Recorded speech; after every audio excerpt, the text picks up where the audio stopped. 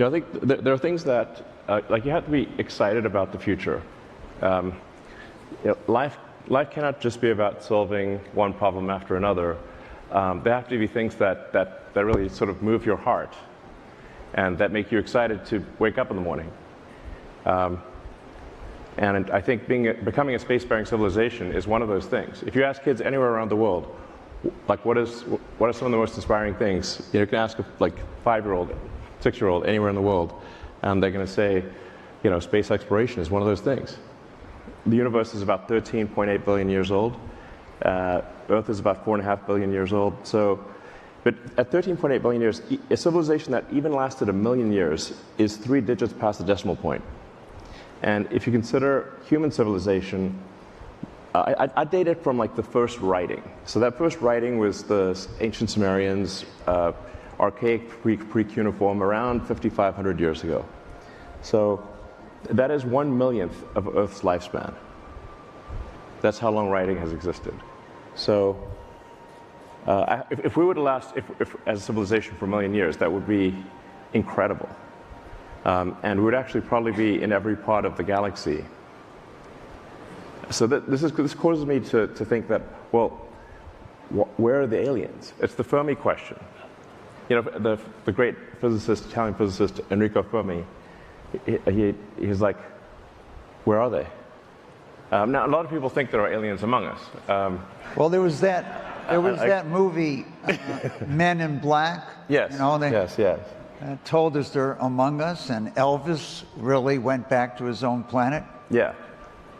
Well, I mean, really, a lot of people think there are aliens, but I get asked that a lot. And for some reason, a lot of the same people who think there are aliens among us don't think we went to the moon, which I'm like, think about that for a second.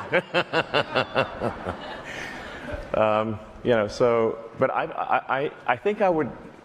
I mean, I've not seen any evidence of aliens, and SpaceX with the Starlink constellation has roughly 6,000 satellites, and not once have we had to maneuver around a UFO. Okay,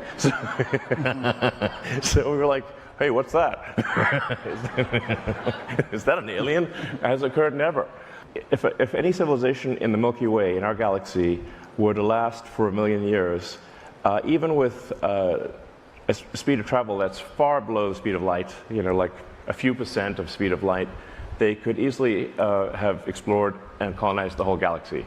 So they haven't. So why not? I think the answer might be, or perhaps probably is, that civilization is precarious and rare, and that you should really think of human civilization as being like a tiny candle in a vast darkness, and we should do everything possible to ensure that candle does not go out.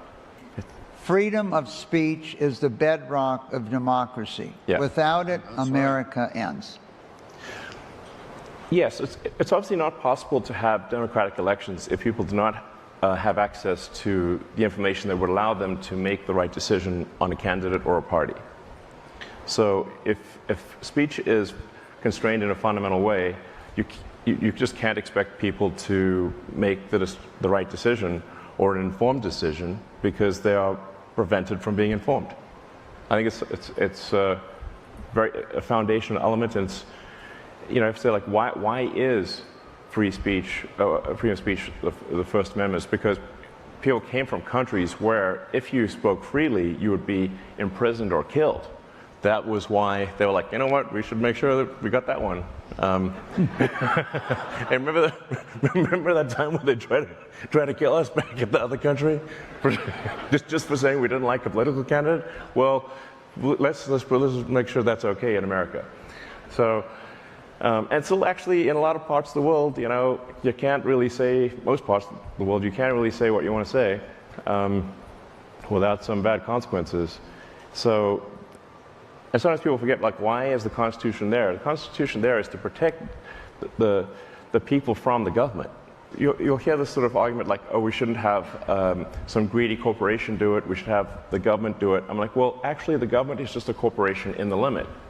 So if the government is a corporation with a monopoly on violence. So if you're unhappy with a commercial corporation doing it, you should be actually very unhappy with the government doing it, since it is simply a corporation, the most corporate thing. You can actually easily get more sway in a company than you can, the outcome of a company, than you can in the government. Everyone's experienced this going to the DMV. Have you said, like, do you want the DMV at scale? Probably not. Okay. Oh my good. I'm happy you agree with yourself. Yeah. Okay. Exactly. I'm like, wait, who is this guy? He really sounds great. All right. So let's look at the next one. Regulation and regulatory consistency. Laws and regulations are immortal. They don't die. Humans die, but laws and regulations can last forever. So if year after year there are more laws and regulations passed and more regulatory bodies created, eventually everything will be illegal. Now, historically, what has cleared away the cobwebs of regulation has been war. Now, we prefer not to have a war. So in order to have civilization function without war, you have to actively eliminate laws and regulations. So you have to have basically a garbage collection process for rules and regulations. That is necessary. Otherwise, you get hardening of the arteries, and over time, nothing can get done. The most poignant example that I can think of that happened this week was the sad picture of the California high-speed rail, which is, it's just billions of dollars spent for practically nothing. But it'll only get worse year after year. So we must have a regulatory sort of clearinghouse, garbage collection process. This is essential, or civilization comes grinding to a halt. Yeah, so the way education works today is really much like it's like vaudeville. Before there was radio and TV and movies, you had vaudeville, where every town would have their town play, the town troupe, this sort of acting troupe, and that would be kind of that would be the entertainment. So, in a big city, you'd have much better players than, say, in a small city. But then along came movies and TV and then you say, and video games, where you take the smartest, best people in any arena, like whether they're acting, writing, directing, special effects. You spend tens of millions, sometimes hundreds of millions of dollars creating a great movie or a great video game, and you make it as compelling as possible. Now that crushes vaudeville, crushes. Like, imagine you're not in New York, imagine you're in Bakersfield, okay? Then you got, instead of Batman being like, the Nolan brothers, it's Batman, the Bakersfield sort of acting troupe. It wouldn't be as good. That's how teaching works today. Here is Elon on immigration. I'm very much in favor of increased and expedited legal immigration for anyone who is talented, hardworking, and honest. Yeah. Bizarrely, it's difficult and agonizing slow to immigrate to the U.S. legally, but it's trivial and fast to enter illegally. This obviously makes no sense. Right. I mean, once again, I agree with that guy.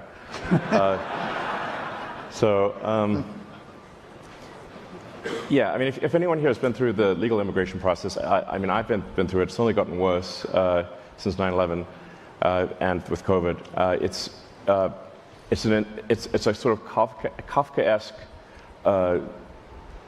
very long, bizarre process to immigrate legally to the U.S. I mean, I have friends of mine who, they can't get their wife to have a green card. It's like insane.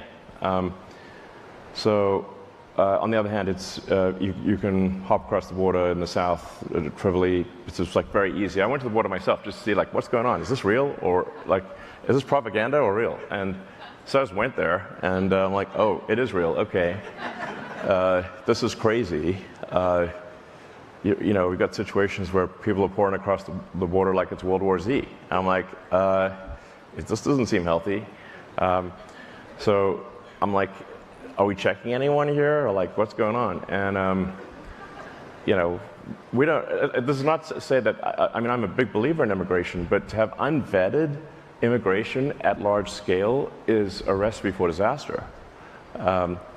So I'm in favor of greatly expediting legal immigration, but having a secure southern border, so there's some vetting of who comes into the United States. Civilization is fragile. I think it is. We should always regard civilization as fragile. Yeah. There is not an inevitable upward trajectory.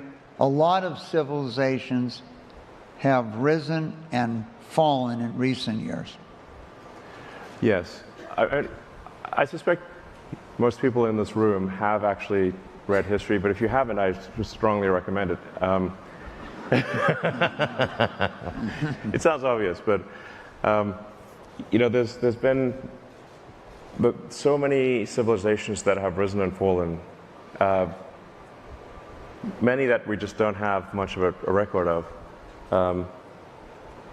You know, like I mentioned, the ancient Sumerians, like their language was forgotten for a long time until it was finally decoded only in the last, I don't know, 200-300 years, but like it's around 1800 and something, right, in the 1800s, I think.